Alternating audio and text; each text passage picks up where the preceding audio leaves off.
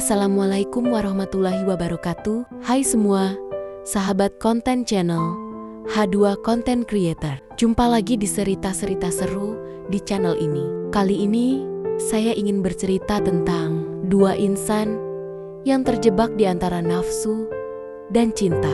Tapi sebelum itu, silahkan like, komen, dan juga subscribe ya sahabat channel. Yuk kita mulai alur ceritanya. Sahabatku, pernahkah kalian mendengar kisah cinta yang datang dari jalanan sederhana, dari roda becak yang berputar? Lahirlah sebuah cerita yang penuh air mata, tawa, dan ujian cinta yang berat. Inilah kisah seorang tukang becak muda bernama Ardi, 28 tahun, yang terjebak cinta pada seorang wanita janda cantik bernama Maya. Perjalanan mereka bukanlah kisah biasa, melainkan perjalanan yang penuh godaan, penyesalan, namun juga keajaiban cinta sejati. Mari kita mulai ceritanya. Ardi adalah seorang pemuda 28 tahun. Wajahnya tampan, kulitnya sawo matang, tubuhnya kekar karena tiap hari mengayuh becak. Di kampungnya, banyak gadis dayam-dayam menaruh hati padanya. Namun Ardi selalu menunduk rendah hati. Suatu siang, seorang wanita datang memanggilnya. Namanya Maya, janda berusia 32 tahun. Tubuhnya montok, wajahnya cantik, dan yang paling membuat Ardi salah tingkah pakaiannya. Selalu seksi, setiap kali naik becak. Maya selalu tersenyum genit setiap kali bertemu Ardi. Awalnya Ardi berusaha menjaga jarak, tapi hatinya tak bisa berbohong. Ada perasaan aneh setiap kali ia mengantar Maya pulang. Hatinya berdebar, wajahnya memanas.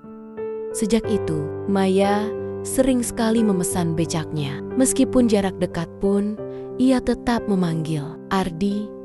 Sampai-sampai orang-orang kampung mulai bergunjing. Kenapa Maya sering sekali naik becak Ardi? Ardi hanya bisa terdiam, tapi hatinya mulai hanyut. Ia tahu ini bisa jadi jebakan cinta yang rumit. Hari demi hari, Ardi makin terbiasa melihat Maya duduk di becaknya. Wanita itu selalu tersenyum dengan gaya menggoda. Kadang ia menunduk, memperlihatkan leher jenjangnya. Kadang sengaja menanyakan hal-hal remeh, hanya untuk membuat Ardi salah tingkah. Ardi, kenapa kamu gak pernah punya pacar? Ganteng begini, masa gak ada yang mau? Tanya Maya suatu sore. Ardi gugup, menunduk. Saya cuma tukang becak, Bu. Siapa juga yang mau sama saya? Maya tertawa renyah. Suaranya membuat jantung Ardi bergetar. Kalau aku mau, gimana? Katanya sambil menatap tajam. Sejak percakapan itu, pikiran Ardi jadi kacau. Malam-malam ia sulit tidur. Wajah Maya selalu hadir di kepalanya. Ia tahu, Maya janda. Ia juga sadar ada batas-batas yang seharusnya tidak dilanggar, tapi hatinya sudah tertambat. Suatu malam, hujan deras mengguyur kampung. Maya menelepon Ardi, meminta dijemput. Ardi dengan jas hujan tipis mendayung becaknya ke rumah Maya. Sesampainya di sana, Maya basah kuyup. Tubuhnya bergetar kedinginan. Masuklah dulu.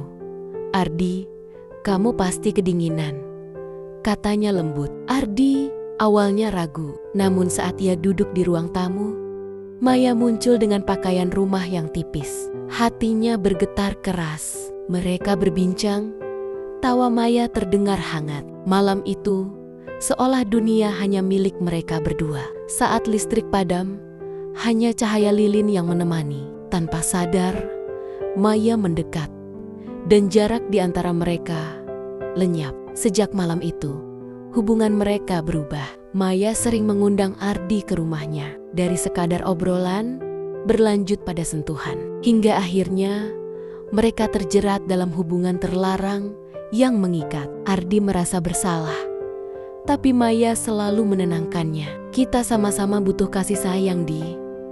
Jangan takut, katanya.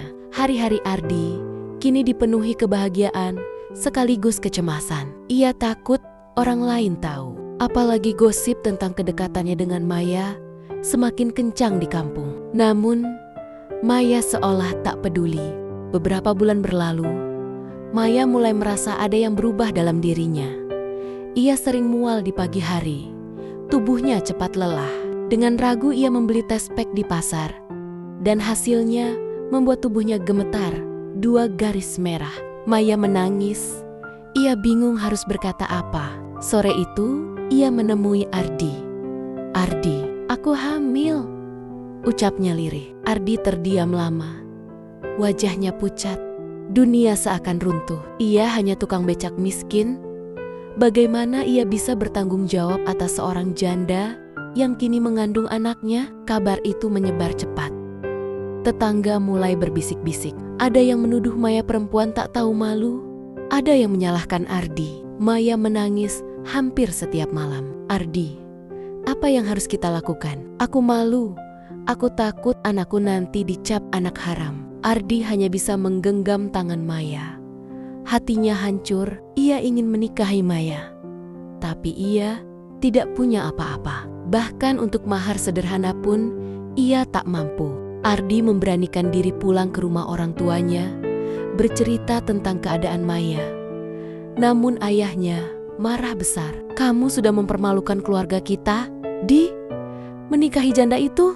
Tidak, apalagi dia sudah hamil duluan." Ardi hanya bisa menunduk. Ibunya menangis.